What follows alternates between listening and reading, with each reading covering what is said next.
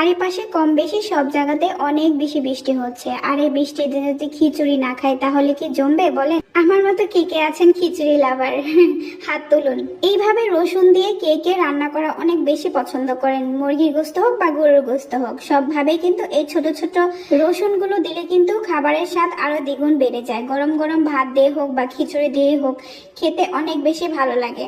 তাই আজকে চলে আসলাম খিচুড়ি রান্না করার জন্য, সাথে ছিল মুরগির গোস্ত ভুনা।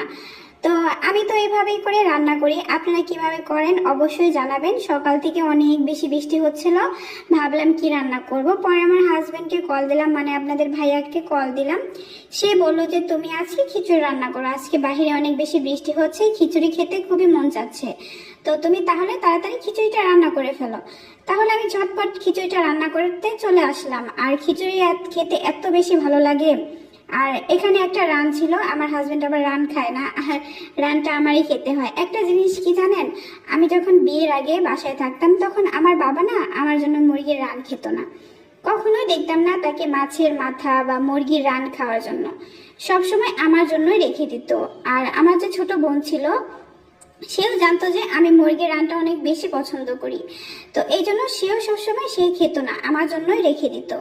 আর আমার হাজবেন্ড দেখেন, সে মুরগির রানই খায় না, যদি খেত হয়তো বা সে খেত, কিন্তু সে যদি ভেজে দেয় ভালো করে তাহলে খায়, কিন্তু মানে ধরতে গেলে বেশিরভাগ সে খাই না, একদমই খায় না। যখনই মুরগি টুরগি আনা হয় আমারই রান খাওয়া হয়।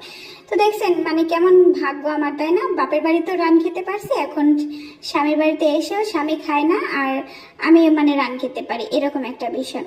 তাহলে আমার মুরগি রান্না তো আপনারা দেখতেই পারলেন, আমি কত সুন্দর করে মুরগিটা রান্না করলাম, কালারটা এত বেশি সুন্দর আসছিল যা বলার বাহিরে। তারপরে এখানে আমি ভুনা করে নেব, মানে ভুনা খিচুড়ি করে নেব। তো ভুনা খিচুড়ি করার জন্য আমি বেশি কিছু দেই নাই আজকে, একটু সামান্য হলুদের গুঁড়া, মরিচের গুঁড়া আর আদা রসুন বাটা দিয়েছি, আর কিছু পাঁচফোড়ন বা পাঁচফোড়ন না সরি, সেটাকে বলে এলাচ, দারচিনি, লবঙ্গ, এগুলা দিছি, একটু তেজপাতাও দিছিলাম একটা দিয়ে। এখন আমি এটাকে সুন্দর করে নাড়াচাড়া করে নেব। আর ডাল দিছি আমি মুসুরির ডাল আর মুগ ডাল, এই দুইটা ডাল দিয়ে আমি ভাতের চাল দিয়ে রান্না করছি।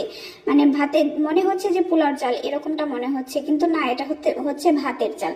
তারপরে আমি এখানে ঠান্ডা পানি অ্যাড করে নিলাম, কারণ গরম পানি করার জন্য এখন আবার গরম করতে হবে, ঝামেলা, আমার কাছে আর কি ঝামেলা মনে হয়। ঠান্ডা পানি অ্যাড করে নিলাম, ভাতের চাল তো ঠান্ডা পানি দিলেও এটা সুন্দর হয়ে যাবে আর কি, মিশে যাবে, গলে যাবে। এই জন্য আমি সুন্দর করে ঠান্ডা পানি দিয়ে নিলাম। তারপরে এখন এটাকে আমি ভালো করে নাড়াচাড়া করে নেব।